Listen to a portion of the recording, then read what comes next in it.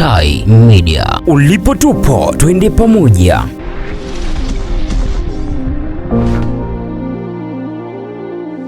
Ushabiki wa watani wa jadi Simba na Yanga sio ugomvi.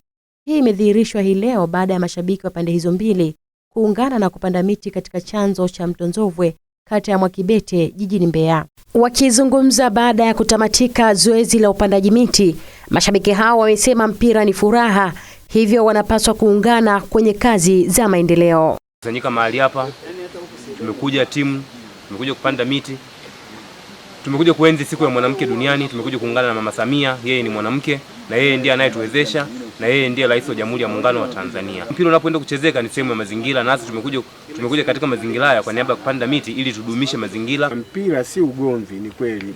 Mpira ni furaha, unaona, unaleta mahusiano, wala hauvunji hata undugu, na ndio maana leo tuko hapa kwa jambo kubwa kabisa la kimazingira. Mchezo wa Simba na Yanga umetusogeza karibu.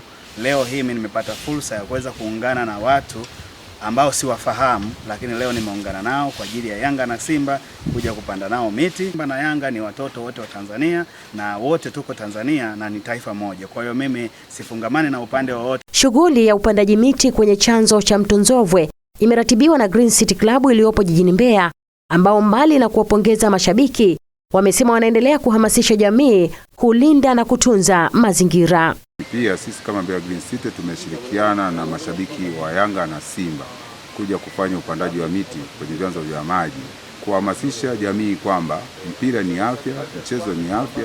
Kwa hiyo wana Simba na Yanga leo wameshiriki kupanda miti kuonyesha kwamba mpira ni dakika 90, lakini baada ya dakika 90 kuna mambo mengine yanaendelea. Kwa hiyo ni wapongeze washabiki wote wa Simba na Yanga walioshiriki siku ya leo kwenye zoezi la upandaji wa miti. Hakuna pichi nyeusi ama ya blue.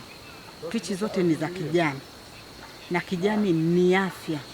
Ndio maana pana mashabiki wa Simba, pana mashabiki wa Yanga, tumekuja kushirikiana nao hapa tupande miti, na tumepanda leo tuko chanzo cha maji Nzovwe tu, kwa sababu miti kwanza inatuletea hewa nzuri na tutunzia maji, mazingira yetu yanakuwa safi kama mnavyoona. Mambo ni mazuri kabisa, lakini pia mpira sio uadui. Mpira ni urafiki, na baada ya mpira maisha yanaendelea. Kwa upande wake, afisa uhusiano kutoka Mamlaka ya Maji Safi na Usafi wa Mazingira Mbeya, John Nkana, amesema zoezi la kupanda miti ni endelevu na hupandwa miti ambayo ni rafiki kwa maji. Tuko na klabu ya Green City Club ambayo yenyewe hiyo imejitolea katika kuhakikisha kwamba inalinda vyanzo vya maji. Hivyo leo tuna shughuli kubwa moja ambayo tunahusika sana na katika kupanda miti ambayo ni rafiki kwa maji. Hii yote ni kwa sababu tu tunataka tulinde vyanzo vyetu vya maji ili tuweze kuwa na maji ambayo ni safi, salama na endelevu. Kijani ni afya, dumisha kijani Mbeya. Kijani ni afya, dumisha kijani Mbeya.